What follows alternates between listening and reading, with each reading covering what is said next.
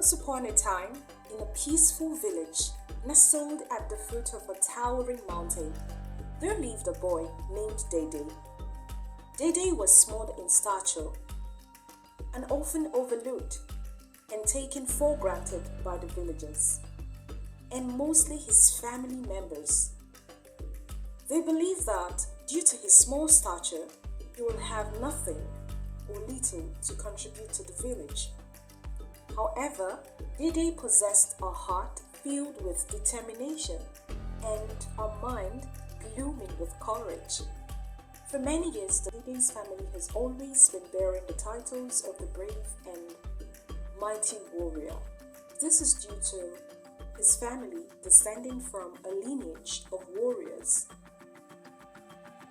And most time, this title goes to the firstborn male child or the most powerful male child. Dede's father was given this title because he conquered his elder brother in a combat a few years back.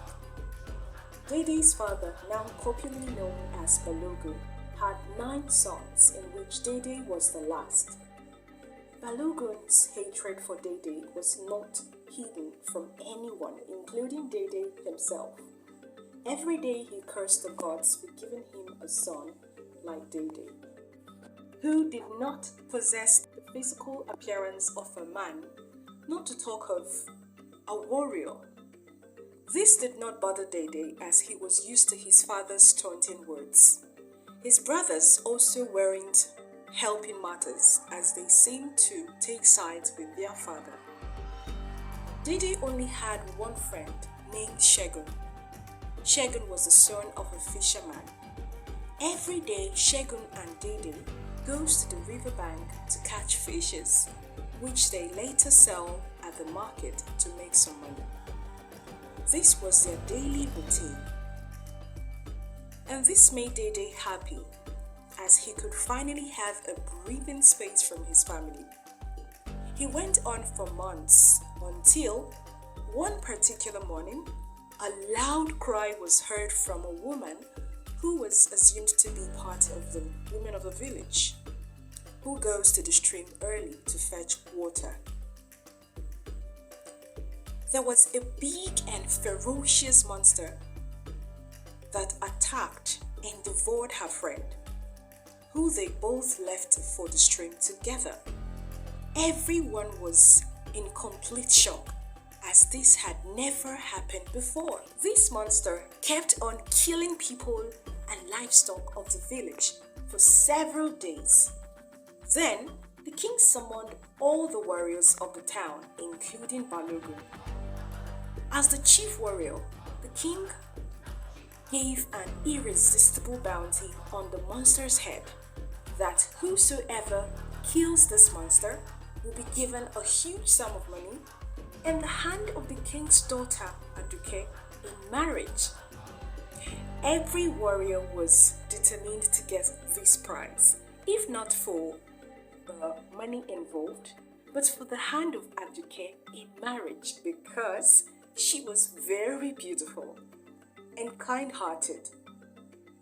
Dede's father, Balogun, was inclusive in this hunt, as he wanted to get Aduke for either himself or one of his sons, definitely not Dede.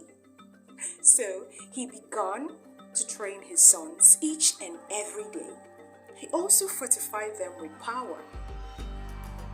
After several weeks of intensive training, he set out to go hunt the monster. Even though half of the warriors who went were killed or badly injured by the monster, Balogun and his sons, except Dede, set out to hunt down the monster. They traveled for several days and were low on food and water, but still continued to venture farther into the forest. After several days, they came across an old man lying along the road, asking them to give him food and water, but they abruptly passed by him and ventured farther. Not quite long, they encountered the monster, who they fought earnestly with. In a bit of fighting, Balogun lost 2 of his sons, and the rest of his sons were badly injured. Seeing that they were overpowered and there were no match for the monster, they turned back and left for the village, disappointed. It was with utmost disappointment the villagers welcomed them back, as all hope were lost in defeating the monster.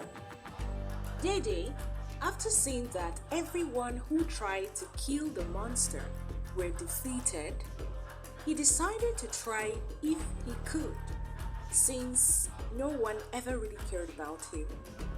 So if he does, it wouldn't be a big deal. He went to his friend's house, Shegun, to tell him of his decision. Shegun was not in support of it, since Dede was a very determined boy. After several hours of pleading with Dede, Shegun finally bidded farewell. So the next day, he packed his necessary things, and as he was doing so, his father sneered at him, but Dede pretended not to hear him.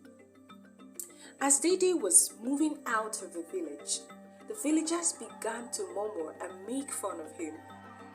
A particular man shouted on top of his voice, "The able men weren't able to kill the monster. Is it this half man, half woman that wants to do so?" Everyone laughed, but this even made him more determined. Undeterred by their skepticism, Dede climbed this mountain and journeyed into the forest. After several days, he came across the same old man his father and his brothers encountered. The old man also begged him for food and water, but unlike his father, Dede gave the old man food and water, even though that was the only food he had.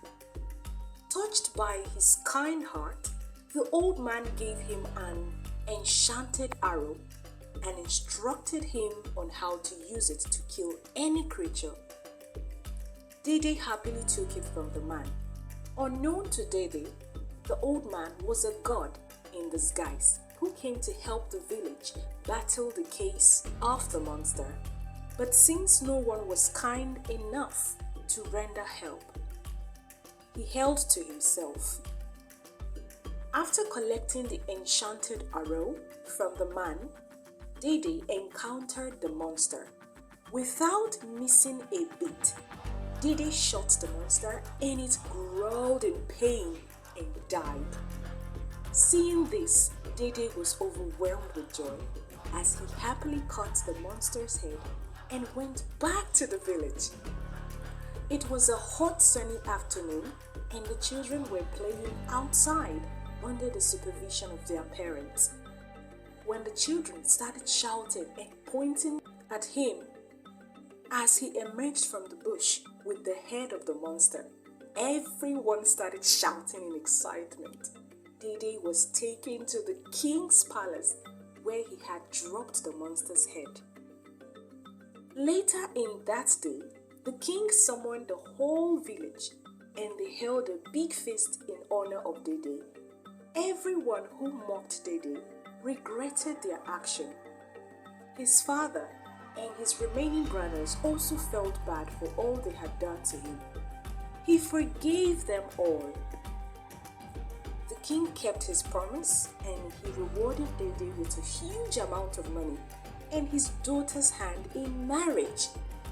He also crowned him as the brave and mighty warrior. With this, Dede became one of the richest men in town. He was also made a chief, and Dede and his beloved wife Aduke lived happily ever after. So did the villagers.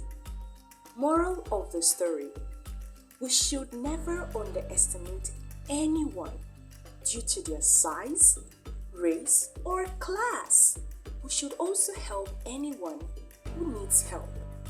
Do not forget to subscribe, like, and comment for more amazing stories. Bye! Thanks for watching and see you next time.